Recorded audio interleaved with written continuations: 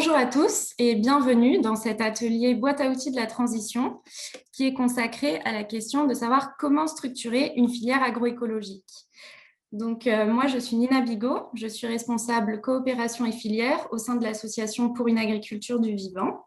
Donc, qui sommes-nous? Pour ceux qui ne nous connaissent pas, Pour une agriculture du vivant, c'est un mouvement collectif qui réunit plus de 600 adhérents qui sont des acteurs agricoles, des industriels de l'agroalimentaire, des distributeurs et un certain nombre de partenaires également techniques, donc des structures de développement agricole et financiers. Tous ces acteurs sont réunis au sein de ce mouvement collectif avec un objectif commun qui est d'accélérer la transition agricole et alimentaire vers des pratiques agroécologiques, donc qui placent la régénération des sols et des écosystèmes au cœur donc, de ces pratiques. Pour pouvoir structurer ces filières agroécologiques, on a construit un certain nombre d'outils. Et donc, ces ateliers boîte à outils sont consacrés à vous les présenter. Donc, vous avez probablement déjà entendu parler lors des ateliers précédents, si vous y avez participé, de l'indice de régénération, donc qui est un score agroécologique, un outil de mesure de résultats pour les agriculteurs afin de les accompagner dans leur progression et également de pouvoir valoriser leurs résultats dans des filières. Donc ça, c'est un outil qui est destiné aux agriculteurs. Il est disponible sur la plateforme digitale de l'agroécologie, donc, que vous pouvez retrouver sur le lien transition.agricultureduvivant.org. Et puis aujourd'hui, on va s'intéresser plutôt à la démarche des entreprises et à la façon dont une entreprise peut conduire sa démarche de régénération donc pour déployer l'agroécologie largement. Donc, pour cela, j'ai le plaisir d'accueillir un intervenant, donc Vincent Gachet de Système U. Bonjour Vincent, est-ce que tu veux bien te présenter s'il te plaît? Bonjour à tous, donc Vincent Gachet, je suis ingénieur QSE filière fruits et légumes. Je travaille à la direction nationale des métiers du frais à Carquefou pour Coopérative U Enseigne, donc communément appelé Système U. Donc moi je travaille au sein du service qualité, fruits et légumes, et plus particulièrement sur les démarches AMDD, donc qui sont un peu les fers de lance de la volonté de l'enseigne sur des démarches dont on va parler aujourd'hui. Et je m'occupe plus particulièrement des cahiers des charges techniques, notamment sur la partie amont agricole. Et j'en profite pour remercier Nina pour l'invitation, Avec parce que plaisir. c'est toujours intéressant pour nous d'avoir des moments d'échange comme ça, pour expliquer ce qu'on fait et ce qu'on souhaite faire.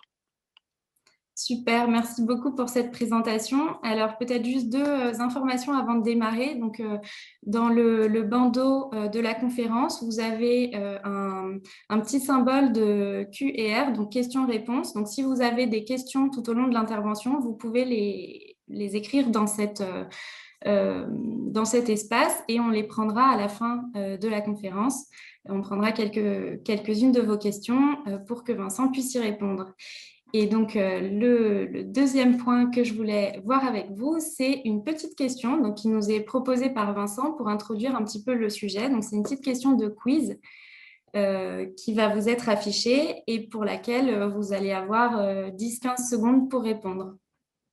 Donc, je vous laisse répondre. En quelle année a été créé le comptoir coopératif d'achat au sein duquel se développe Unico, donc l'ancêtre de Système U?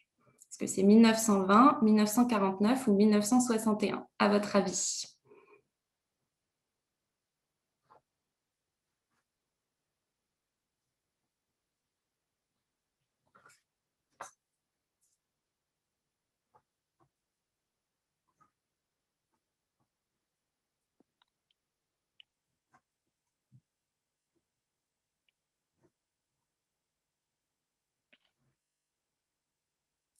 Alors, on voit les réponses qui s'affichent. Beaucoup de 1949. Alors, Vincent, est-ce que tu peux nous donner la bonne réponse? Alors c'est beaucoup 1949, mais la bonne réponse c'est 1920. Donc c'était un petit clin d'œil justement pour introduire que Système U est quand même une enseigne historique et implantée dans les territoires, etc. Donc effectivement, c'est plus ancien que ça encore. Il y a eu différentes étapes de création, mais le tout début et le comptoir coopératif d'achat, c'était 1920. D'accord. Et ça, c'est une particularité de Système U, le fait d'être organisé en coopérative? En fait, il y a les intégrés, ce qu'on appelle les indépendants. Donc, les indépendants, aujourd'hui, il y a vraiment Intermarché, Leclerc, Système U.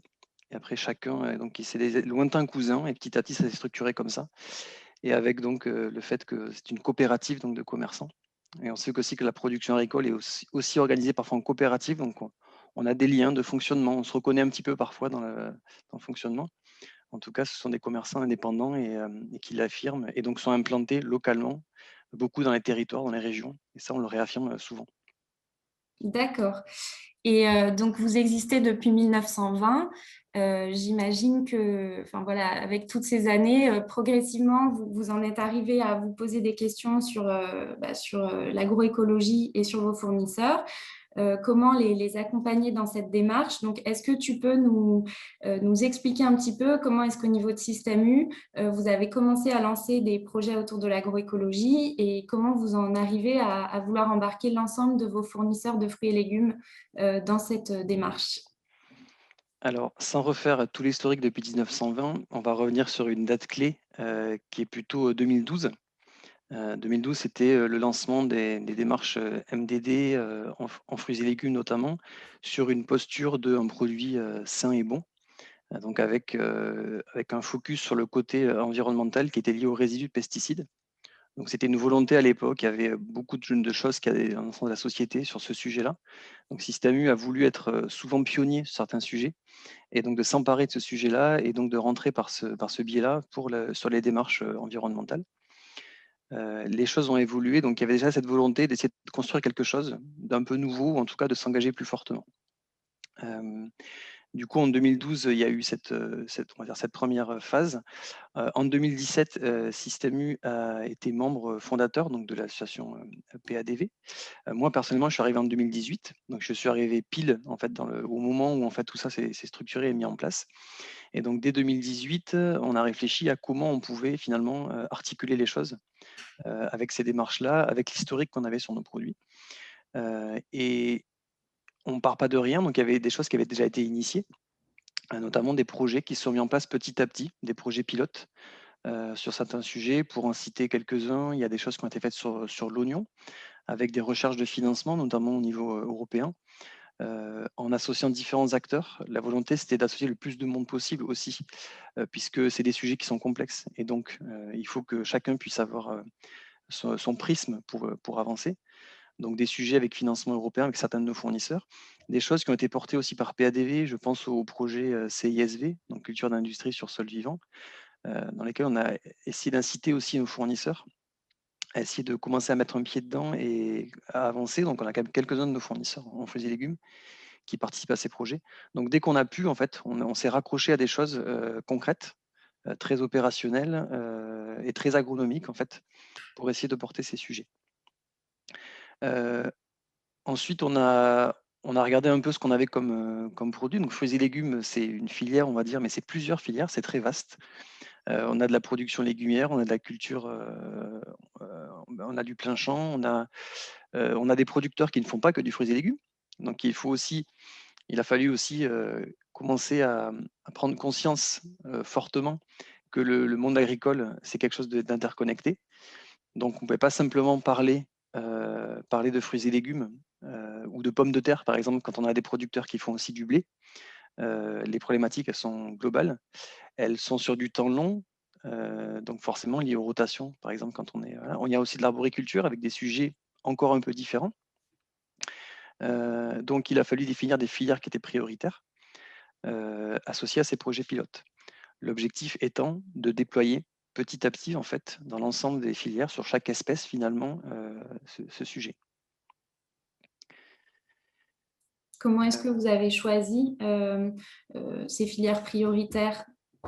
Est-ce que c'est pour un sujet de facilité technique? Est-ce que c'est plus par rapport aux relations avec vos fournisseurs? Est-ce que c'est le choix de la marque aussi de la marque distributeur parce que vous avez plus de levier? Comment est-ce que vous avez... Alors, je dirais c'est l'ensemble. C'est-à-dire qu'en fait, il n'y a pas une raison. Ça a été forcément l'historique et le niveau de maturité parfois de certains fournisseurs qui clairement ont été pionniers sur des sujets. Parfois, ça a été le niveau de maturité d'une espèce donnée. on voit que, notamment quand c'est un atelier végétal, par exemple en arboriculture, quand on maîtrise une seule espèce, il y a des niveaux d'avancement qui sont différents que quand on est en grande culture. Et encore une fois, je parlais des rotations. Sur une rotation de type, on peut avoir peut-être 3 ou 4, 5 espèces. Il y en a peut-être 2 avec un niveau rémunérateur qui est important, sur lesquels on s'engage. Et sur les 3 dernières, c'est plus compliqué. Donc en fait, il a fallu jongler avec tout ça, en mixant un peu les différents fournisseurs engagés, les producteurs et les organisations de producteurs aussi qui sont engagés ou pas à différents niveaux. Donc on a mixé tout ça pour définir en fait des filières prioritaires.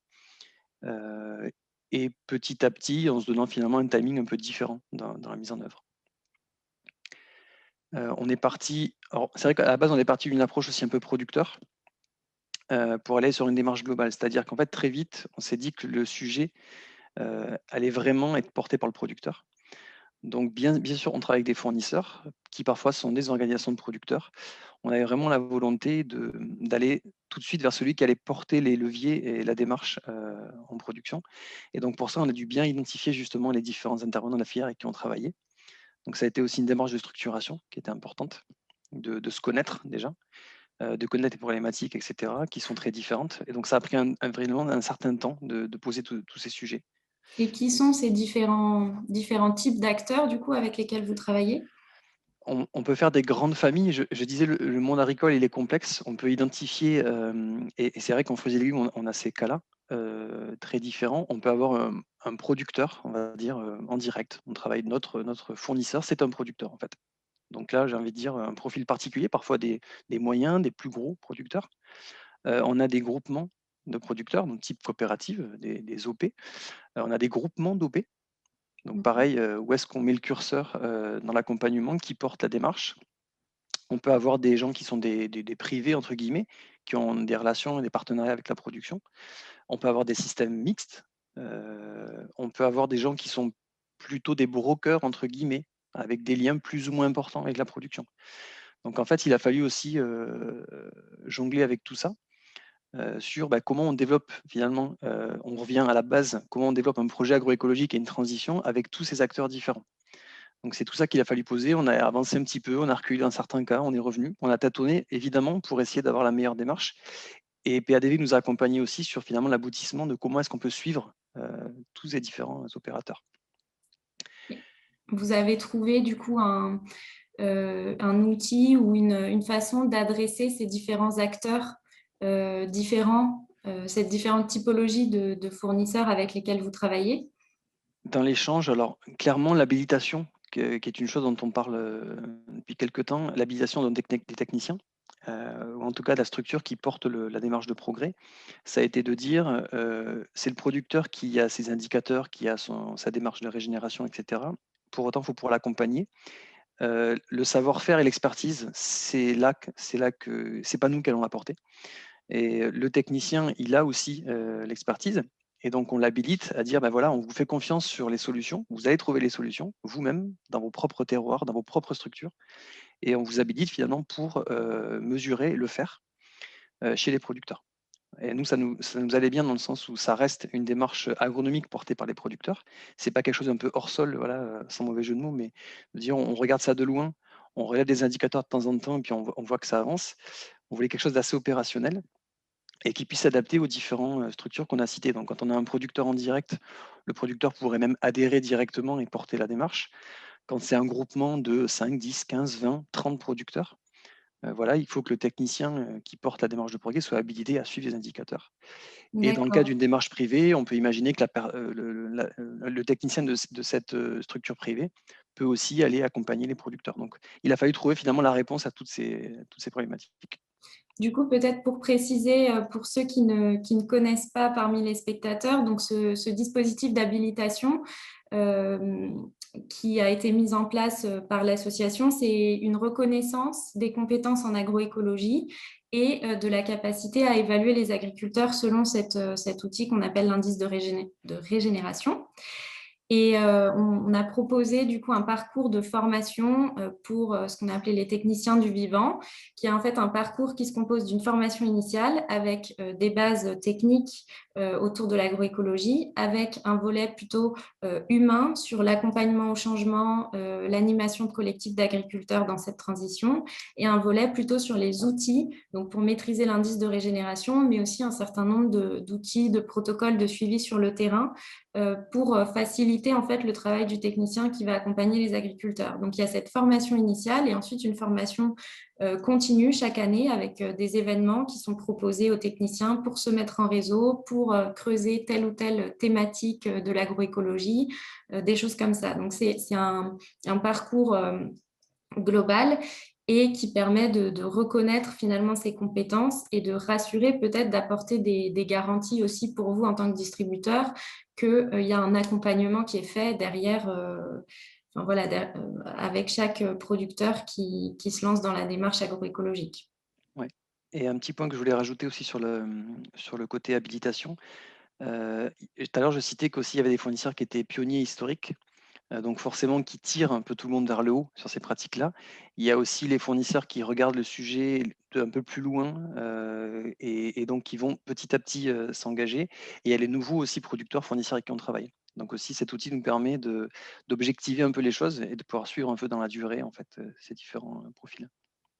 Et donc, D'accord, donc en fait, ça permet d'embarquer un peu tout le monde dans la progression et aussi de s'assurer derrière qu'il y a une mesure de résultat des pratiques qui sont mises en place. c'est ça. Et on fait confiance sur ça à PADV comme un support technique sur ces sujets très concrets et opérationnels et un facilitateur aussi. C'est-à-dire qu'en fait, c'est des sujets où il y a du fond et de la forme. Et le côté facilitateur, le troisième qui vient entre nous pour un petit peu lancer les discussions et essayer de débloquer certains sujets techniques, etc. Donc clairement, pour nous, PADV, de ce point de vue-là, avec l'habilitation et la relation qu'on a, c'est du fond, du support technique et du facilitateur. D'accord. Donc en fait, donc si on retrace un petit peu le parcours que vous avez fait, donc vous avez défini vos filières prioritaires, vous avez monté ou participé à des projets pilotes collectifs sur différentes productions, peut-être pour vous approprier les concepts d'agroécologie, puis pour tester aussi si c'était une démarche qui pouvait intéresser vos fournisseurs. Et puis là, vous entrez finalement dans une phase de déploiement où le dispositif d'habilitation permet d'adresser un peu tous vos fournisseurs de fruits et légumes et d'embarquer un peu tout le monde dans cette démarche. Du coup, comment est-ce que vous allez l'évaluer, cette démarche, son succès? Est-ce que vous avez défini des indicateurs ou un référentiel pour pouvoir suivre l'embarquement de tous ces fournisseurs vers la régénération des sols? Alors là aussi, sur ce sujet, on a beaucoup co-construit. On a fait des choses au départ. On a beaucoup la version de ce qu'on a voulu mettre en place. En fait, on a essayé d'être le plus orienté vers des indicateurs de résultats. On est aussi parti de ce qui existait sur le marché, entre guillemets, et ce qui existait comme démarche déjà chez nos producteurs et fournisseurs. Et donc, on a travaillé sur des notions de socle, des notions de levier, des outils qui nous servent de socle, de levier, avec un cap finalement qui n'avait pas changé, qui a été petit à petit de dire le sujet c'est les sols vivants, c'est l'agroécologie, c'est le maintien de la biodiversité, c'est limiter l'érosion, etc. Donc, le cap qu'on avait dans la construction, c'est de dire on veut ce socle-là pour s'assurer cet objectif de résultat. Tout ce qui va en dehors de cet objectif de résultat existe, peut-être nous intéresse moins, tout simplement. Tout ce qui va dans ce sens-là, en fait, peut être reconnu, et identifié et suivi. Et donc, on a essayé d'identifier aussi les limites de chaque démarche et puis les points forts. Donc sans état d'âme, sans, voilà, sans posture particulière, en essayant de garder le cap qu'on avait défini au départ. Donc en termes d'indicateurs, il y a des choses assez classiques. On parlait de taux de certification, par exemple des démarches Global Gap, donc des démarches de bonnes pratiques agricoles en culture, quelque chose qui est très répandu aujourd'hui, qui est d'ailleurs beaucoup de certifications de nos producteurs sur ce sujet, qui peut être un socle, on va dire sanitaire et environnemental, la norme évoluant. C'est un point qu'on identifie, mais vraiment plus sur le côté sécurité sanitaire en production. La certification HVE, Donc HVE3, qui a pris beaucoup d'ampleur depuis quelques années, avec une volonté des pouvoirs publics, clairement, de pouvoir communiquer sur des bonnes pratiques agricoles. Donc HVE, c'est un label qui est communicant, donc il y a des logos qu'on voit apparaître petit à petit. Nous, on a essayé de le regarder, comme je disais tout à l'heure, sur les différents aspects, c'est-à-dire est-ce que ça va dans le bon sens? Et à ce moment-là, l'indicateur, il est pertinent et donc c'est un vrai levier, un vrai outil qui nous amène vers la démarche sur laquelle on souhaite aller en agroécologie. Parfois, le thème de HVE est intéressant, mais l'indicateur n'est pas forcément pertinent, puis pas vraiment basé sur du résultat, mais la thématique est intéressante. Et parfois même, on a considéré que c'était presque contradictoire. Alors, quand je dis on, clairement, ce travail, on l'a fait aussi avec vous, d'essayer d'évaluer ce qui allait dans le bon sens et parfois ce qui était un petit peu contradictoire, avec peut-être un agenda différent dans la tête de suivre ces sujets-là. En tout cas, nous, on s'est dit, voilà, c'est un levier. Donc, le taux de certification HVE3, c'est un indicateur finalement comme un autre qu'on identifie comme un socle. Il y a un autre indicateur alors, qui est un petit peu plus subjectif, c'est le déploiement d'alternatives aux intrants chimiques de synthèse, qui était un petit peu l'ADN de la démarche U à la base, et qui est finalement ni plus ni moins qu'un focus de la stratégie phyto en fait, du producteur et du groupement de producteurs. Donc c'est d'aller regarder un peu plus en détail en fait quels intrants chimiques sont utilisés, quelles sont les alternatives. Et les alternatives peuvent être diverses et variées. Ça peut aller d'autres molécules finalement à d'autres pratiques agricoles. Donc c'est un focus spécifique qu'on souhaite réaliser. Et ensuite, il y a des indicateurs clairement qui font partie de la démarche de l'indice de régénération, mais qui nous vont bien pour identifier justement des signaux en fait de plan de progrès. Donc le nombre d'exploitations adhérentes à PADV, bon, ça paraît effectivement la base, sachant que si je ne m'abuse, je crois que l'adhésion est gratuite pour les producteurs. Mais c'est surtout de dire, voilà, il y a déjà une démarche qui est faite, clairement, ils s'orientent vers quelque chose, ils se saisissent du sujet, donc c'est vrai que c'est un point intéressant. Le taux d'exploitation évalué par les techniciens habilités, donc ça, effectivement, ça permet de voir combien de producteurs ont fait la démarche déjà de s'évaluer, tout court, sans parler de où est-ce qu'on en est, c'est est-ce que déjà on fait la démarche d'eux. Nous, il y a un thème qu'on appelle le taux de pionnier, donc c'est le fameux indice de régénération qui est supérieur à 40%. Donc, comme dans toutes les démarches sur un groupe de producteurs, il y en a toujours qui tirent vers le haut, qui sont des pionniers et qui avancent. Et donc, on voit un peu la proportion de pionniers chez nos fournisseurs. Et donc, il y a l'indice de régénération moyen, évidemment, qui permet de voir le déploiement effectif de la démarche, en fait, et voir un peu comment se situent les indicateurs d'hier au global. Et également le résultat du bilan analytique. Donc là, clairement, c'est les données brutes qu'on a de nos analyses en résidus phyto qu'on réalise. Et en fait, c'est un indicateur comme un autre, qui, avec tous les biais que ça peut bien sûr introduire, il peut y avoir des traitements qui sont réalisés en culture qu'on ne va pas forcément voir, ou à l'inverse, c'est la contamination croisée. Donc tout ça, on l'a déjà appréhendé. C'est vraiment un indicateur qu'on va identifier et qui peut être un signal parfois sur des sujets qui permettent de poser la discussion et d'aller plus loin. En termes d'indicateurs, je pense que j'ai à peu près fait le tour. Donc, c'est-à-dire qu'en fait, vous avez un petit peu cherché à comprendre les différentes démarches existantes et à identifier quels vous semblaient être les indicateurs les plus pertinents en termes sanitaires, donc plutôt Global Gap par exemple, en termes environnemental, donc là vous vous êtes notamment appuyé sur HVE, en termes autour du sujet du sol justement et de l'agronomie, et donc là c'est l'indice de régénération. Donc, vous avez un petit peu cherché comme ça à balayer les différentes thématiques qui vous semblaient essentielles et vous les avez intégrées dans votre cahier des charges interne. C'est comme C'est ça que ça. vous avez fonctionné. En reprécisant à chaque fois aux producteurs et aux fournisseurs d'autres caps. Sachez que tout ça, voilà, c'est un sujet de reconnaissance évidemment de ce qui est fait, sachant que est-ce qu'on est bien d'accord sur le cap qui est de l'agroécologie et pas simplement de le dire, mais de le faire et donc de mesurer les résultats. Et est-ce que ça a été bien reçu? Parce qu'on peut imaginer que enfin, voilà, ces différentes démarches, potentiellement, ça pourrait être vécu comme différentes contraintes aux producteurs. Est-ce que vos fournisseurs et les producteurs avec lesquels vous travaillez l'ont perçu comme ça? Ou bien est-ce qu'au contraire, c'est quelque chose qui leur paraît intéressant et tout à fait normal? Alors, au début, sans l'habilitation, on va dire que c'était l'approche un peu binaire. C'est-à-dire qu'en gros, en résumé, ça pouvait être perçu comme j'arrête de labourer dès demain matin sur toutes mes productions. Donc, on a essayé d'expliquer que petit à petit, et grâce à vous aussi, de dire non, c'est pas ça justement. C'est justement une démarche de progrès qui inclut différentes pratiques. Celle que j'ai citée, elle peut être applicable assez vite en testant sur certaines cultures et pas sur d'autres. Donc le sujet, c'est pas effectivement de prendre les indicateurs un par un et de dire il faut y aller et on arrête le reste. C'est d'agir sur différents leviers. Donc une fois qu'on l'a expliqué comme ça, c'était plus facile. Et sachant qu'il y a une notion aussi d'accompagnement qu'il a fallu aussi indiquer au fur et à mesure en disant quand on s'est mis d'accord sur le fond et que le sujet était technique, après, on a pu basculer sur des sujets peut-être plus économiques. Mais en tout cas, déjà, effectivement, il a fallu lever des malentendus en fait, au départ, et qu'on va continuer d'ailleurs à faire, évidemment, et grâce à vous. Mais le sujet est de rappeler à chaque fois, attention, l'objectif est dans le résultat. Et le résultat, il ne s'obtient pas en une année, ça c'est sûr. Donc c'est ce on va continuer, je pense, d'expliquer encore aujourd'hui. D'accord. Et du coup, c'est complémentaire pour vous, ces différentes démarches, parce que ça permet de mesurer des résultats sur différentes thématiques. Oui, après, il faut se mettre d'accord sur le résultat. C'est-à-dire qu'on a parlé d'HVE avec des indicateurs, pour certains, qui sont beaucoup des indicateurs de moyens. Donc, c'est pour ça que c'est une notion de socle.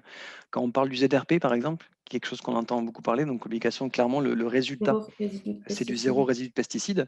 Donc, nous, ça nous a parlé dans l'esprit, puisque l'idée, on travaillait sur les résidus, mais à chaque fois, c'était mais pas que.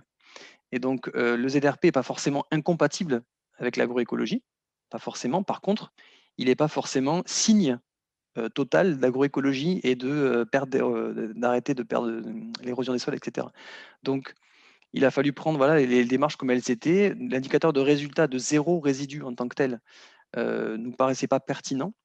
Par contre, de dire qu'on met en œuvre tous les moyens qu'on a cités auparavant pour réduire la pression des intrants chimiques et mécaniques, ben, de fait, de manière logique, on va forcément obtenir moins de résidus sur les produits, ou en tout cas, le sujet de dire le sujet des résidus, des intrants chimiques est d'autant plus fort dans des sols morts que dans les sols vivants.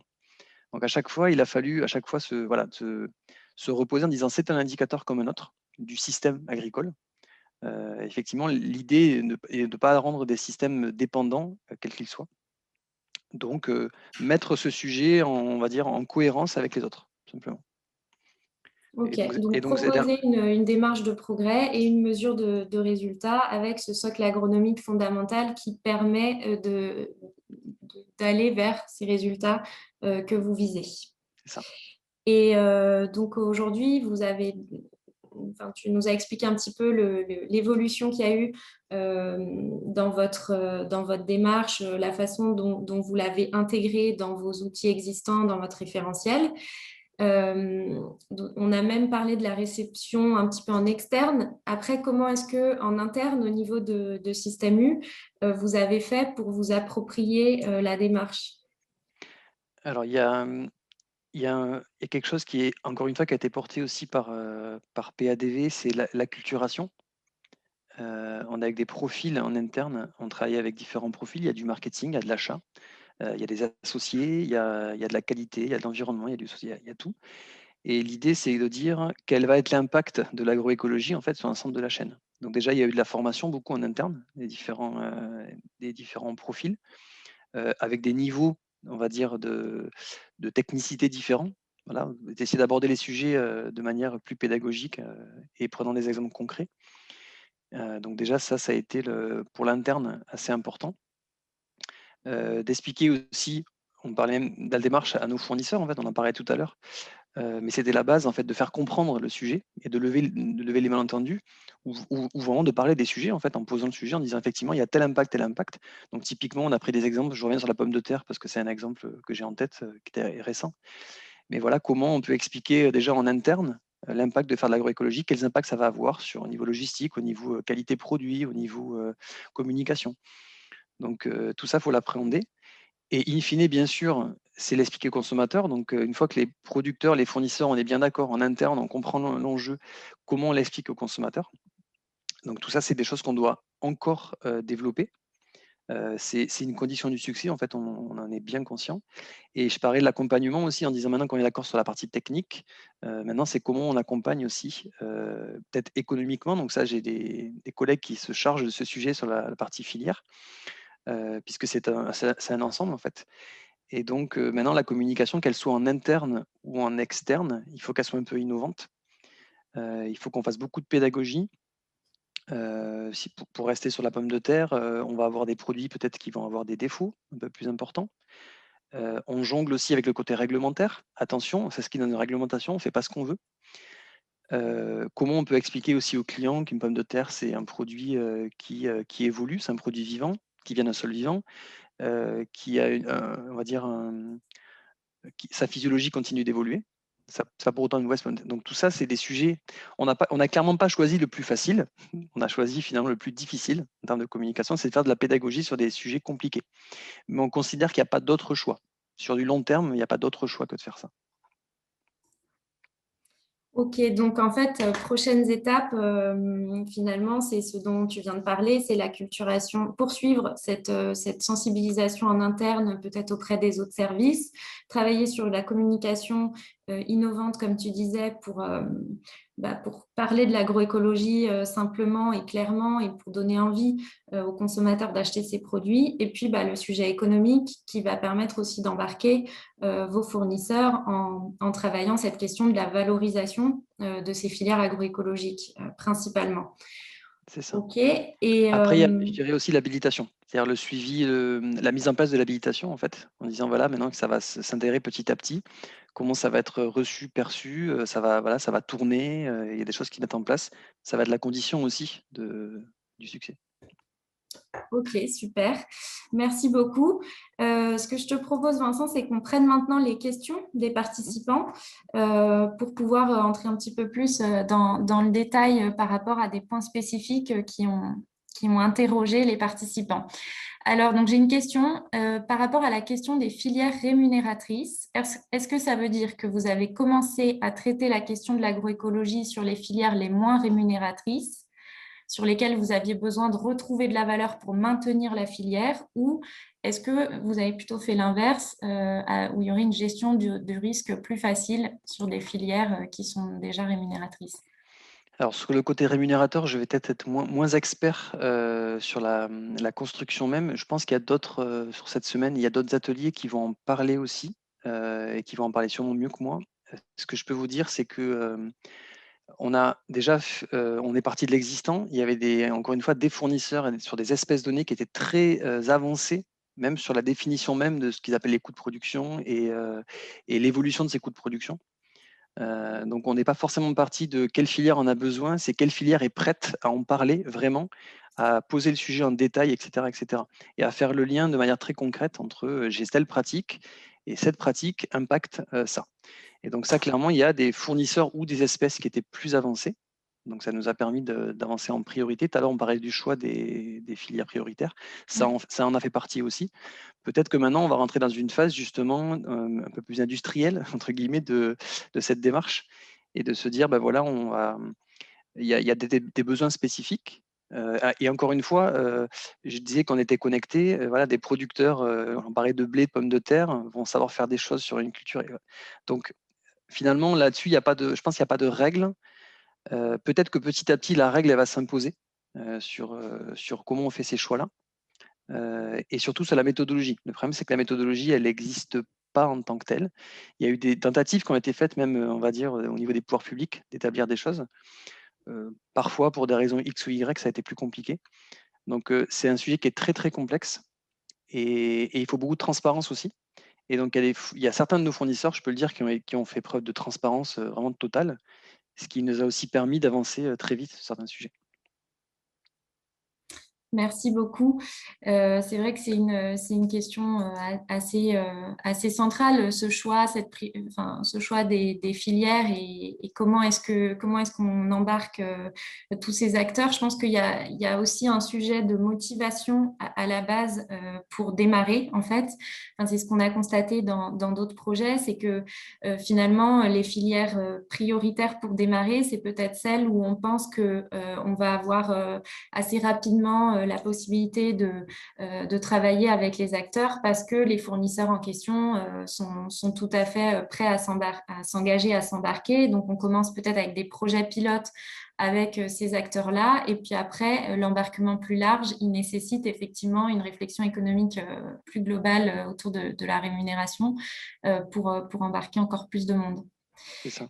Après, on a une autre question sur les techniciens, parce que tu parlais tout à l'heure des techniciens. Qui sont-ils? Est-ce qu'ils appartiennent à la structure de système U ou à la structure de production?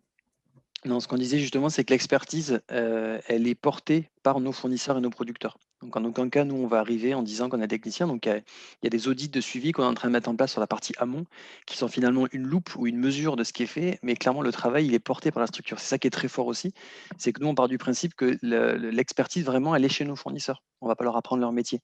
Nous, ce qu'on veut, c'est être un levier vers la transition agroécologique. On veut finalement orienter ça et le pousser encore plus vite et plus fort. Chez nos fournisseurs et nos producteurs. Donc clairement, les experts, c'est les producteurs, c'est les techniciens. Donc s'ils sont habilités, ils vont trouver eux-mêmes les solutions. Parfois, ils auront besoin sûrement de formation et d'accompagnement parce que c'est des sujets aussi complexes. Et donc évidemment que quand je dis experts, c'est en tout cas, c'est eux les agronomes. Après, il faut avancer, mais c'est en aucun cas des techniciens dans le système. L'objet, c'est que justement, ce soit les structures qui le portent. Donc, ça rejoint un petit peu une autre question qui porte sur le fait que tu parlais des fournisseurs et des techniciens habilités, mais quelle est la place de l'agriculteur dans la démarche? Pour moi, elle est centrale, en fait. C'est-à-dire que justement, je ne souhaiterais pas que l'habilitation, finalement, vienne gommer, en fait, un peu le côté, c'est le producteur qui agit, et que ce soit finalement porté que par le technicien. Donc j'ai envie de dire, on avance sur deux jambes, quoi. Il y a vraiment le pilotage, l'accompagnement du technicien et la démarche du producteur. Donc c'est, à titre personnel, justement, je suis sensible à ce sujet. Et je trouve ça intéressant que le producteur ne se. Je sais qu'il y a d'autres démarches de certification qui ont des fois été un peu reprises, pris en charge un peu par le technicien. Là, l'idée, c'est simplement dire on te responsabilise, le technicien, en gros, mais la démarche, elle est vraiment elle est portée par le technicien et le producteur. Donc, le producteur reste le maillon indispensable de la chaîne.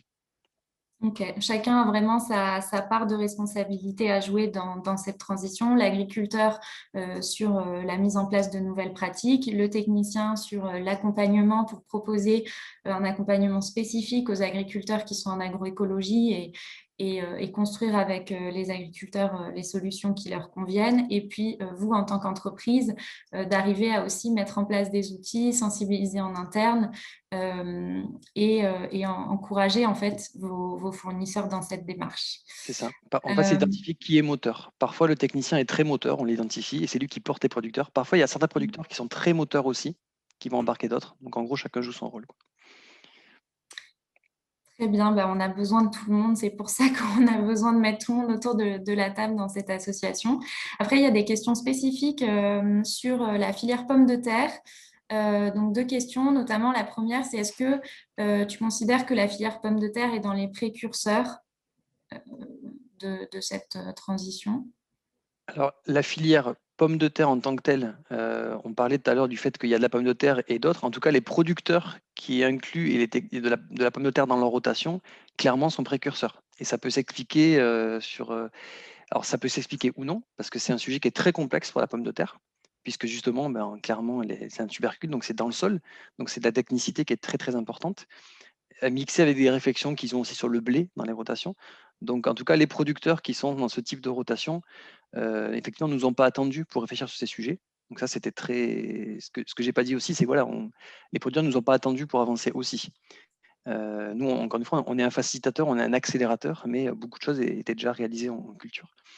Mais clairement, la pomme de terre, comme d'autres en grande culture, effectivement, se sont bien emparés de ces sujets. Ouais.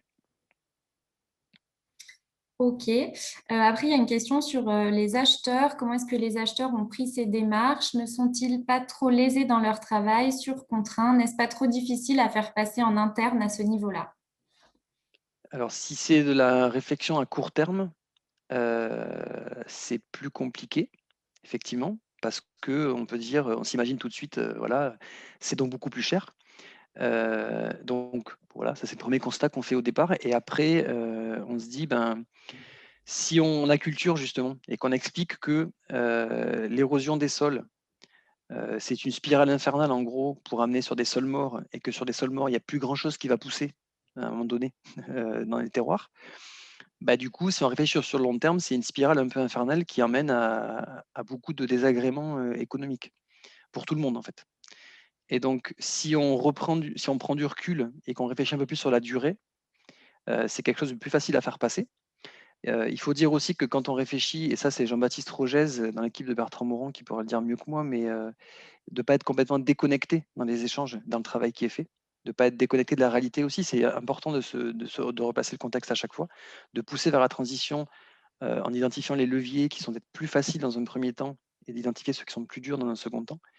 En tout cas, le but, c'est pas être déconnecté. Et encore une fois, si on communique comme il faut vis-à-vis du client, normalement, alors, si on n'est pas sur des sujets, sur des produits qui sont 3 fois, 4 fois le prix de ce qui est vendu, ça n'a pas de sens.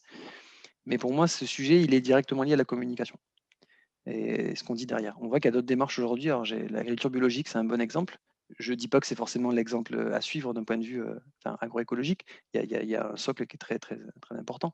Mais pour autant, on voit que les produits sont plus chers et c'est quelque chose qui se développe. Donc, il y a eu un moment donné de la communication qui a dû être faite, peut-être comme il faut.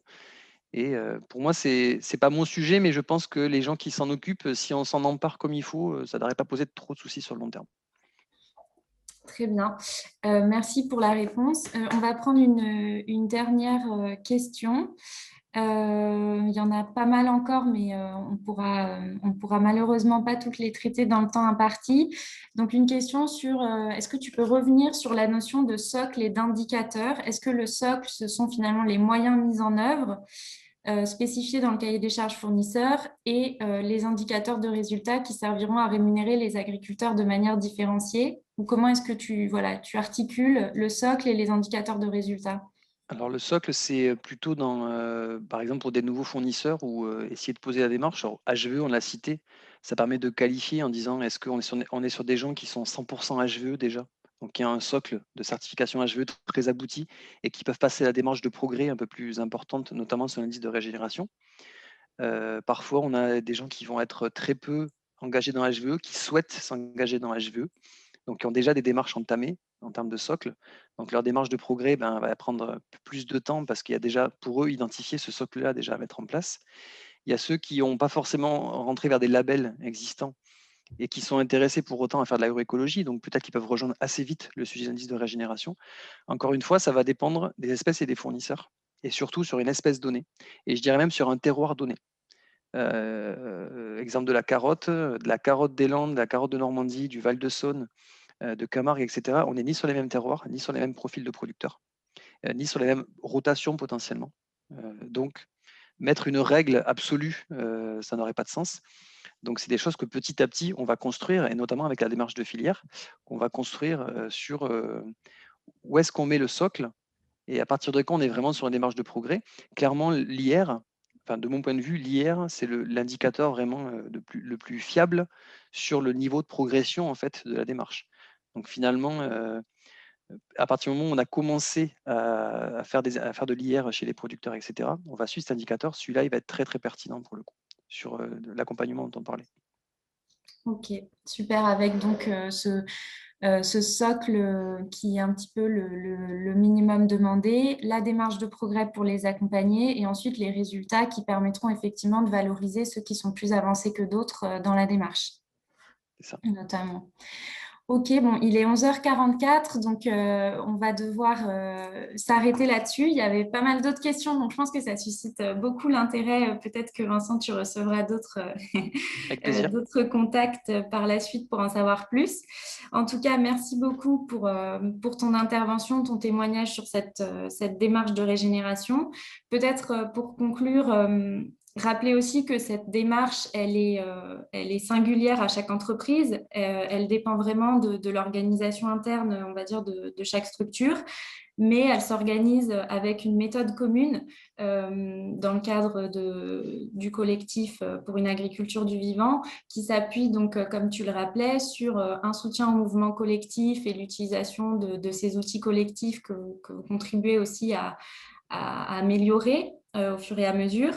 Là, le sujet de l'acculturation interne, donc sur lequel vous construisez, chaque entreprise construit son plan de progrès en identifiant des ambassadeurs à former et ensuite un ensemble de collaborateurs auprès de qui une sensibilisation est proposée à l'agroécologie. Et puis un troisième aspect d'engagement dont on a pas mal parlé aujourd'hui, qui est justement l'accompagnement des fournisseurs dans cette démarche agroécologique avec l'indice de régénération, l'habilitation des techniciens et puis derrière une vérification qui va être faite pour une agriculture du vivant pour en fait venir vérifier la mise en place de ce plan de progrès, de ces engagements des entreprises annuellement.